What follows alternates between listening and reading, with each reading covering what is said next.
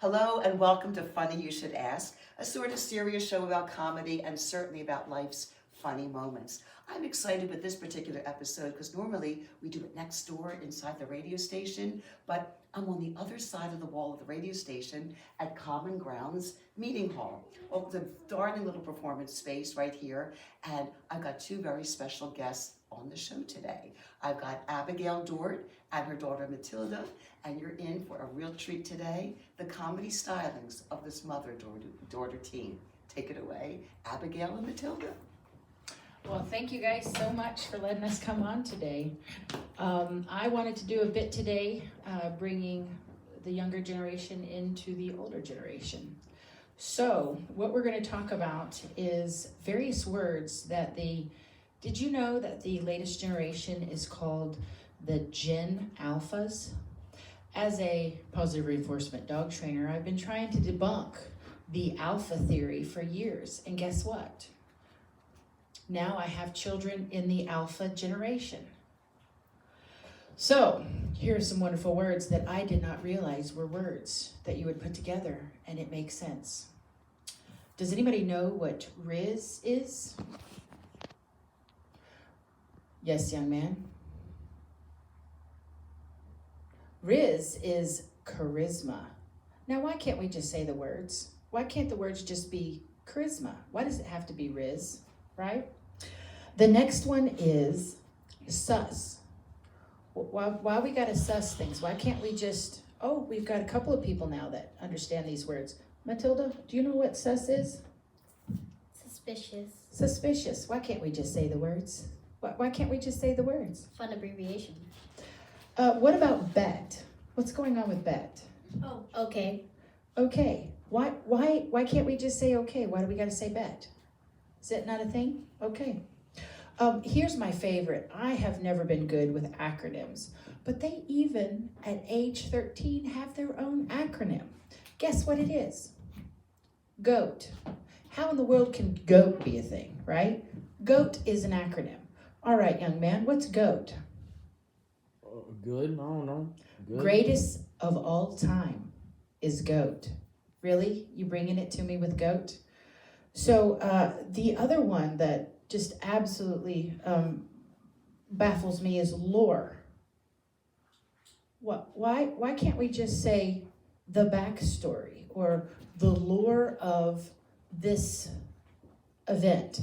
No, we just say lore, which is just the background info. Really? Is that a thing?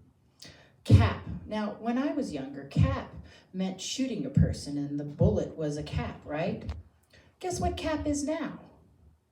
It's a truth-telling thing. You can either no cap, which means I'm not lying, or cap, I'm lying. Why can't we just say lying? Why does it have to be a cap, right? Now, one of my favorites, somebody came into my cab the other day and I told them about the heated seats. The heated seats, right? The fella said, oh, you're flexing. Now, back in the day, flexing meant you were doing some bodybuilding kind of thing, but now flexing is you're bragging. Excuse me, what? Now, this is the one that my daughter told me about. Slay. What's slay? When you look beautiful. Why can't we just say you look beautiful? Why we gotta go with the slay? Like, are you gonna bring a dragon into this? Like, where are we going with this? And then this is the last one. What was it called? Gayate? Yacht. Oh my Gayat. Okay, Gayat. Now, when I was looking at it online, they were saying, it's kind of like a G with yacht. Okay, great, yacht. I know what a yacht is. It's a boat, right? Yacht. But a guyot is a big booty. Like, why does a guyot need to be referring to a tuchus? Like, what's with that, right? So now, since I have done such an amazing job making all of you laugh so hard with my slang words from the Gen Alpha generation, we're going to let the Gen Alpha generation really bring it for us today. Matilda? So this summer, since I've turned 10, I have asked my mother if I could curse on stage with my comedy. she has said no since we're Southern ladies. So she says we can make abbreviations for the words, like code words. So for the B word, it's bobblehead. For the F word, for the F bomb, we have poopy head. Yeah, poopy head. For the D word, we have nutcracker. For the S word, we have Shawshank. Shawshank. She came up with that. I can't remember it. Have you ever seen a 5-year-old go up to a 13-year-old and yell, "Nutcracker," while hitting his brother in the nutcracker? Have you ever? Have you ever seen a 5-year-old running around in a store yelling, "Shawshank"? He doesn't know what he's saying, but he says it anyway. Have you ever seen a 5-year-old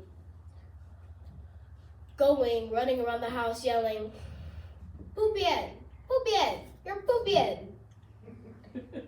He doesn't know what he's saying. He still does it. Also this summer, poopy head was a big thing this summer.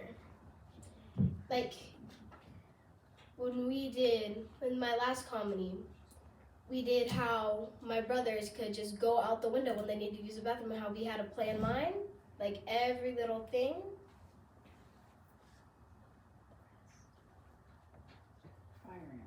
Fire ants.